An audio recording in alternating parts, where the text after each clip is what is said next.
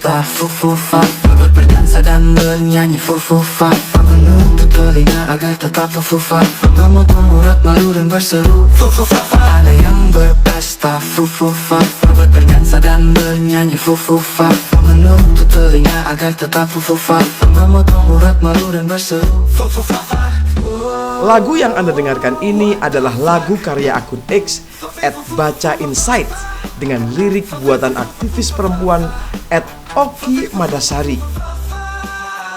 Seperti judulnya, lagu ini bercerita tentang Fufufafa, sebuah kata yang belakangan menjadi trending di berbagai media sosial.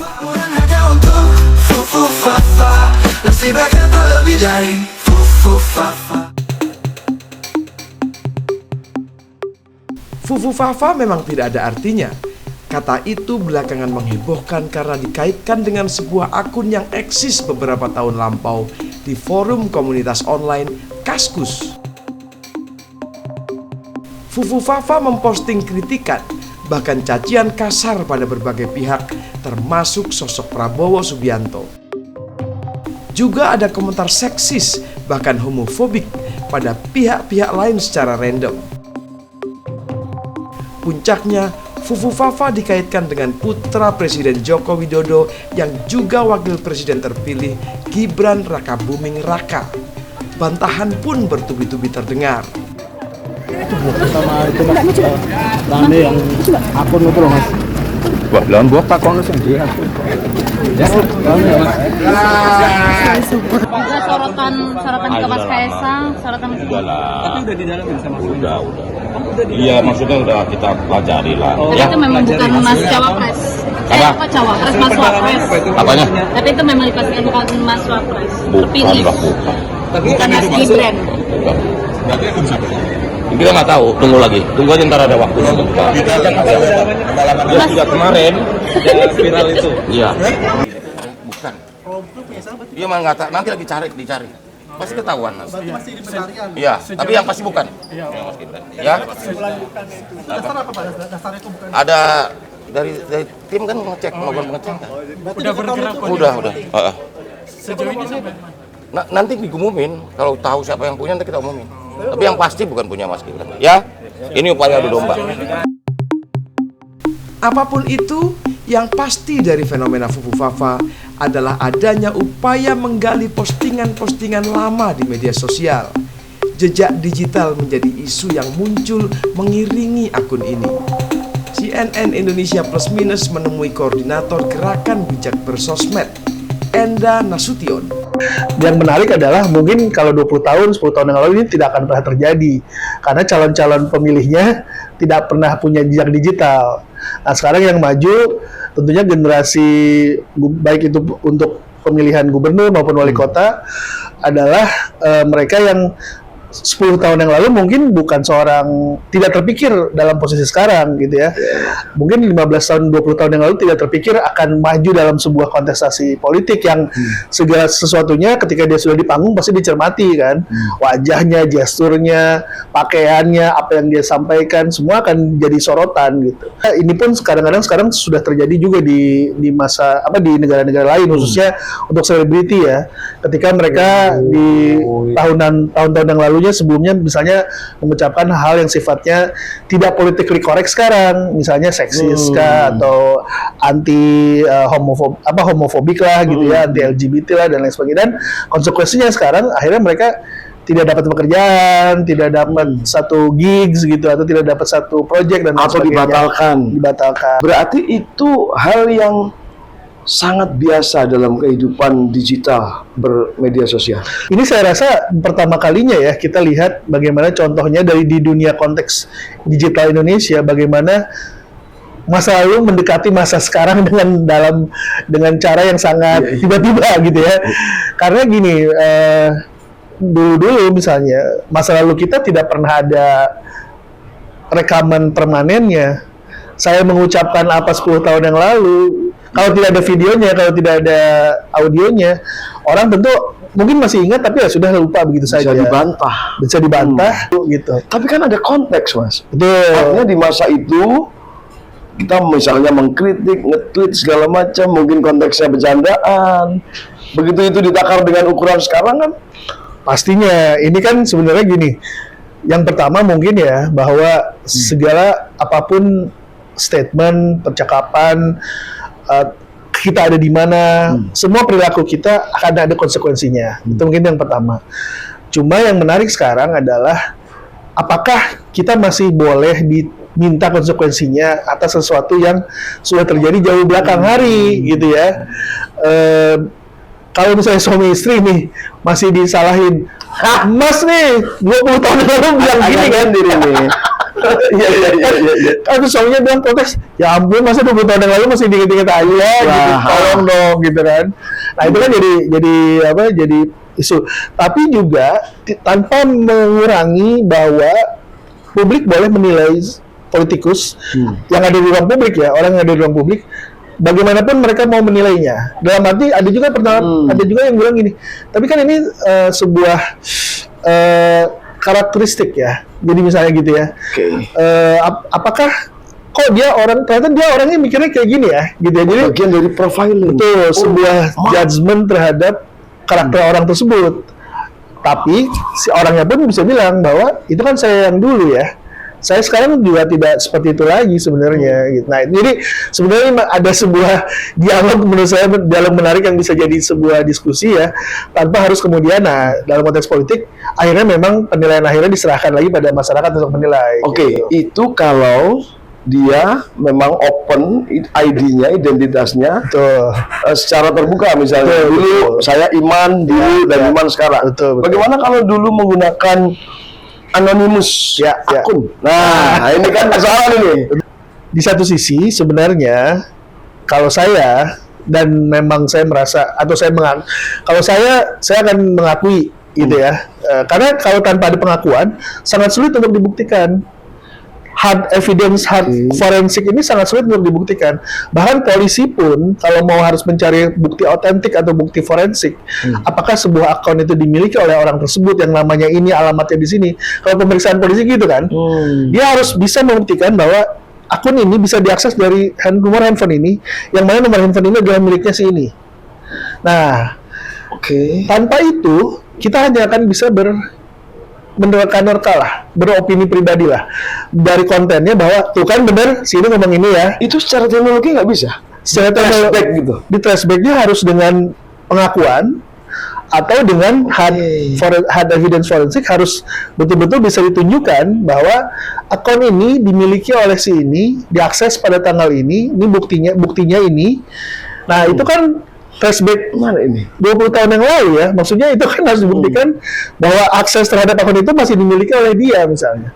Menggunakan email ini, dan email ini digunakan oleh ini, identitasnya ini. Nah, jadi itu agak sulit untuk dibuktikan secara teknologi, betul. Gede juga. Betul. Dalam kasus misalnya, ya kalau kita serempet dikit Fufu Fafa misalnya, pertama, worth it nggak sih? Ya, hal-hal kayak gitu itu jelentrehkan di masa sekarang gitu. Yang pertama. Yang kedua, mungkin nggak effortnya dikeluarkan begitu besar hanya untuk membuktikan bahwa si A adalah pemilik akun ini gitu. Betul. Nah, tapi yang terjadi sekarang ini kan sudah muncul ke publik ya lewat sosial media juga. Ini ada semacam politik justice begini. Di mana ditangkap, dan yang menariknya lagi kenapa tidak pada saat kemarin sebelum Pilpres gitu ya, kenapa justru sekarang sudah terpilih. Mungkin orang baru kepikiran kali gitu ya. Tapi yang menarik adalah bahwa sudah muncul sinyalemen bahwa diidentikan bahwa akun Fufu Fafa ini adalah Mas Wapres misalnya gitu ya. Pertanyaannya adalah apakah akan dibantah atau akan dibetulkan itu? Ya. Nah, ketika sudah dibantah, maka kemudian sebenarnya yang tersisa adalah opini jadinya. Karena kita juga nggak bisa membuktikan.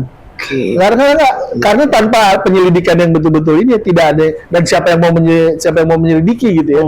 Tidak bisa dibuktikan juga. Tapi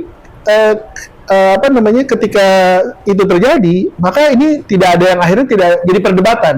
Tidak ada yang betul-betul tahu apa yang betul-betul siapakah sebenarnya pemilik si akun tersebut. Hanya bahwa pihak bilang bukan saya, yang satu pihak bilang ya ini Anda kok terlihat dengan konten-kontennya begini-begini, tapi tidak ada yang bisa bilang bahwa bukan, secara fakta bahwa bukan gitu misalnya. Nah, jadi ya udah nanti akhirnya he say kalau dalam bahasa ya debat kusir aja dalam bahwa ini punya kamu bukan saya, punya kamu kok bukan jadi udah gitu aja terus gitu. Kira-kira ujungnya kemana ini? Kalau hanya sekedar begitu doang atau memang nanti akan hilang-hilang sendiri atau gimana? Ada beberapa kemungkinan ya yang prediksi saya. Kalau tidak ada pengejaran dalam bentuk orang ditanya gitu ya, pembahasan maka akan hilang dengan sendiri. Atau tidak ada materi lain lah.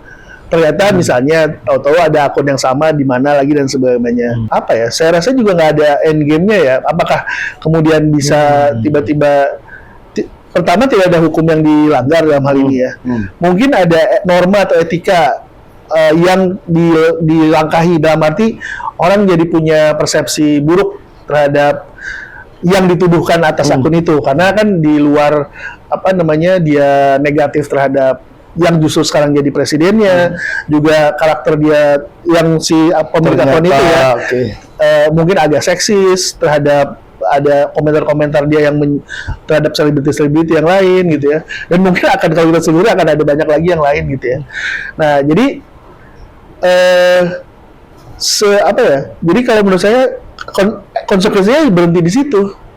Tapi mencari posting-posting lama, mencari tweet-tweet lama itu secara etik gimana Mas? Nah, pertama sebenarnya gini, teman-teman di internet ya, teman-teman yang aktif di dunia maya lah pada saat itu merasa bahwa harusnya ada kebebasan untuk berekspresi dan bersuara. Saya boleh dong ngomong apa aja, memang boleh, silahkan gitu ya. Tapi di sisi lain juga apapun yang Anda sampaikan ada konsekuensinya, itu kan. Jadi boleh berbicara apa adanya, tapi ada konsekuensinya. Yang kedua, ada juga budaya internet yang dulu kita bilang sampai sekarang namanya shit posting. Shit posting itu ya udah posting seenaknya aja gitu, bukan sesuatu yang punya ide, pemikiran ya. Internet itu seringkali mungkin saya bisa bilang mungkin 75%-nya isinya ya orang bercanda-bercanda gitu ya. Sisanya baru pendidikan, kesehatan, baru yang positif-positif lah gitu ya. Yang serius-serius akhir-akhir ini. Ya serius-serius. Tapi yang isinya ya meme, gambar lucu, video lucu, itu mungkin 75% dari isinya. Dan ada teman-teman yang memang shit postingnya, jadi memang posting serampangan. Bahkan ada juga orang yang cari masalah ya, trolling. Nah, dalam konteks itu, maka kemudian kalau menggunakan nama pribadi pasti ada konsekuensinya. Ya. Tapi banyak juga yang menggunakan pseudonym istilahnya gitu ya, nama panggilan atau bahkan anonim sekaligus, nama yang tidak ingin diketrace gitu ya. Dan itu sah dan itu memang dilakukan oleh banyak orang. Tapi jangan sampai ketahuan. Direktur Eksekutif SafeNet, Nenden Sekar Arum mengingatkan fenomena Fufufafa adalah gambaran dari konsekuensi menggunakan media sosial di dunia digital. Jejak yang sudah dibuat tidak akan terhapus dan bisa dicari kapan saja. Sebenarnya kalau kita bicara boleh atau enggak, ini kita ngomongin lebih tepatnya ngomongin risiko sebetulnya, bahwa risiko untuk menggali itu pasti ada gitu ya. Jadi siapapun yang beraktivitas secara online, semua jejak-jejak digitalnya itu pasti punya risiko untuk digali oleh siapapun atau orang lain. Nah, jadi itu pasti ada risikonya. Masalah boleh atau enggak, kita balik lagi kepada tujuannya apa. Apakah tujuannya memang misalnya ini sebagai salah satu cara untuk investigasi, misalnya dalam konteks jurnalistik misalnya, tentu itu diperbolehkan. Tapi kalau dalam konteks, dia ada kepentingan personal yang akan sangat mungkin membahayakan atau misalnya merugikan pihak yang jejak digitalnya digali itu, nah ini menjadi pertanyaan lebih lanjut gitu. Jangan-jangan memang ada itu akan berdampak buruk misalnya kepada seseorang atau kepada kelompok lain. Nah, ini yang kemudian perlu kita lihat, bukan sesuatu yang bijak ya untuk dilakukan, kita melakukan menggali-gali data itu. Dan orang selalu bilang bahwa jejak digital itu abadi. Kenapa begitu? Karena sekali kita nge-post sesuatu di media sosial atau di internet, kita nggak akan pernah tahu misalnya akhirnya postingan tersebut di screenshot, di download, disimpan oleh orang gitu ya, yang bisa jadi kita udah ngehapus konten tersebut misalnya, tapi karena orang udah punya kopinya atau backupnya, itu bisa sangat mungkin terbuka lagi di beberapa tahun ke depan misalnya. Atau misalnya kita udah ngepost di forum-forum yang udah lama banget, kita udah lupa passwordnya misalnya, dan ketika itu terbuka untuk publik misalnya, ya orang juga akan sangat dengan mudah untuk bisa mencari atau menggali kembali data tersebut. Jadi risiko itu jadi sangat besar. Apakah termasuk ketika itu dibawa ke ranah hukum? Ini soal keamanan digital kita menjadi gimana dong? Ya, kalau dalam konteks ranah hukum, misalnya dulu aku masih muda misalnya, hobi banget ya caci maki orang misalnya, kan karena masih remaja misalnya seperti itu. Atau misalnya dulu kita kan berubah ya sebetulnya ya, gitu. Zaman remaja sampai sekarang yang udah dewasa mungkin ada value-value yang berubah. Nah, kita perlu lihat lagi yang paling penting adalah meskipun kita melakukan aktivitas secara online, secara anonim, kita tidak akan bisa dilepaskan dari konsekuensi. Jadi tergantung gitu, apa yang kita posting di masa lalu itu menjadi berpengaruh apakah hal tersebut nanti bisa dibawa ke ranah hukum atau tidak. Misalnya dulu gitu ya, karena misalnya belum ada hukum yang melindungi misalnya terkait orang yang dibully misalnya ya. Jadi kita tuh dulu hobi aja ngebully orang misalnya ya, atau dulu hobi banget kita secara iseng misalnya ngebuka data pribadi orang gitu ya, nyebar-nyebarin. Dulu kan kayak waktu awal-awal punya internet kan happy aja gitu, itu kan sesuatu yang kayak kita anggap gak akan jadi persoalan gitu. Tapi kemudian ketika itu dibawa saat ini, ketika udah banyak misalnya pasal-pasal atau undang-undang yang akhirnya bisa melindungi praktik-praktik bullying misalnya, ataupun upaya menyebarkan informasi pribadi, sangat mungkin misalnya hal tersebut diusut kembali dan kemudian dijadikan diperkarakan gitu ya, walaupun misalnya nanti dalam proses pembuktiannya kan harus dilihat apakah memang itu merugikan pihak lain atau tidak gitu, atau misalnya memang sudah tidak relevan dan itu tidak berdampak misalnya terhadap orang, karena zaman dulu kan juga alay-alay gitu gak jelas gitu misalnya seperti itu ya, itu kan jadi berbeda lagi gitu. Tapi kemungkinan itu diperkarakan ya sangat mungkin, apalagi dengan instrumen hukum yang ada di Indonesia saat ini sebetulnya juga belum sekuat itu ya melindungi ya, dan mungkin sangat banyak pasal-pasal yang bermasalah yang mungkin juga itu bisa akhirnya ditarik ke sana ke sini. Tapi bagaimana dengan ya kalau kita tahu misalnya kasus Fufu Fafa, siapapun dia gitu kan, juga ada politisi-politisi yang sekarang berlaga di kontestasi pilkada juga dipersoalkan postingannya, itu lebih pada persoalan politik atau persoalan apa sih kalau Mama Nenden lihatnya? Nah, yang perlu kita lihat gini kan, tiap masyarakat, setiap orang itu kan punya hak atas privasi gitu ya sebetulnya, yang tidak boleh dilanggar oleh orang lain. Tapi ketika ini berbicara ada konteks public figure di situ, misalnya pejabat publik di situ, mereka itu hak privasinya bisa dibilang dibatasi sebetulnya karena ada ekspektasi masyarakat terhadap public figure tersebut. Segala informasi mereka harus tahu kan bagaimana sih nih kerja orang pejabat publik ini, dan itu mungkin bisa jadi tergambar dengan apa misalnya postingan-postingan yang pernah dia lakukan sebelumnya misalnya ya, atau kita post sebelumnya. Nah, jadi sangat penting kita ngelihat siapa yang kemudian memiliki jejak digital tersebut gitu ya. Apakah orang biasa kayak saya gitu, bukan siapa-siapa, kemudian orang menggali dengan niat buruk, ya tentu saja itu berbahaya gitu ya. Tapi ketika ini kita ngomong itu adalah public figure yang seharusnya masyarakat memiliki ekspektasi besar kepada dia gitu, yang seharusnya menjadi tokoh misalnya ya, atau menunjukkan bahwa dia punya integritas yang baik, dan ketika ada konten-kontennya di masa lalu yang ternyata tidak menggambarkan nilai-nilai baik seorang public figure, itu menjadi sangat rentan sebenarnya dijadikan alat misalnya dipolitisasi gitu ya. Walaupun ya itu juga kita sebagai publiknya misalnya juga punya hak ya sebetulnya untuk mempertanyakan kenapa dia memposting hal tersebut di masa lalu dan bagaimana misalnya itu relevan terhadap kerja-kerjanya dia gitu. Jadi sangat penting untuk melihat konteks juga apa yang dipost di masa lalu relevan dengan kerja-kerja dia atau dengan nilai-nilai dia sebagai public figure atau tidak. Di sisi hukum bisa nggak sih Mbak gugatan itu dilakukan? Bisa sebenarnya di undang-undang ITE, tapi tidak menyarankan pakai undang-undang ITE karena itu undang-undang yang bermasalah. Tapi tentu saja ya, ketika konten ataupun postingan yang kita publish gitu ya beberapa tahun lalu dan itu kemudian misalnya ada unsur-unsur yang melanggar undang-undang ITE. Misalnya di undang-undang ITE kan kita masih dengar ya soal tuduhan ataupun pencemaran nama, soal ujaran kebencian gitu. Dan ketika postingan di masa lalu itu dianggap memenuhi unsur tersebut, ya itu menjadi sangat mungkin misalnya diperkarakan. Tapi tentu saja kita harus melihat juga konteksnya, misalnya itu tahun berapa, misalnya tahun 2000 misalnya ya, yang misalnya waktu itu UIT aja belum ada, kan UIT baru 2008 ya, itu beda lagi gitu. Nah memang dalam konteks hukum, mungkin teman-teman hukum yang lebih ahli kan ada lokus sama tempusnya, kapan itu terjadi dan di mana itu terjadi, itu jadi indikator lain yang perlu dicek apakah postingan lama itu bisa diperkarakan atau tidak. Termasuk apa jenis postingan yang dipersoalkan. Betul. Misalnya kalau kritik, ya susah kalau kritik Kenalan umpatan itu seharusnya salah satu bentuk ekspresi ya sebetulnya. Kita kan lagi marah, mengumpat ya itu bagus-bagus aja, maksudnya baik-baik saja dan tidak perlu diperkarakan.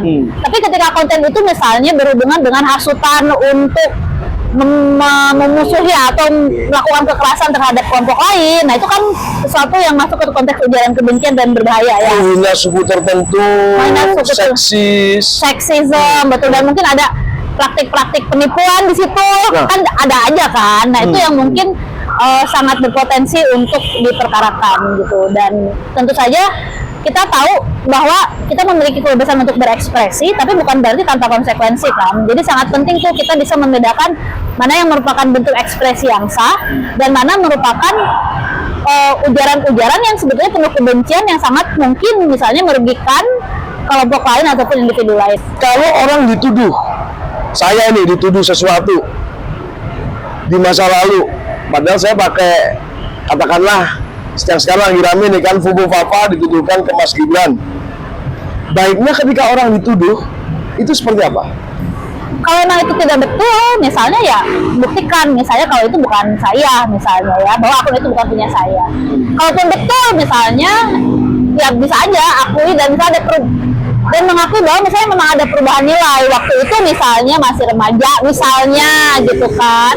Dan tentu saja hal tersebut tidak hanya selesai bahwa dengan mengakui dan meminta maaf dan lain-lain, tapi bagaimana perubahan nilai itu dibuktikan dengan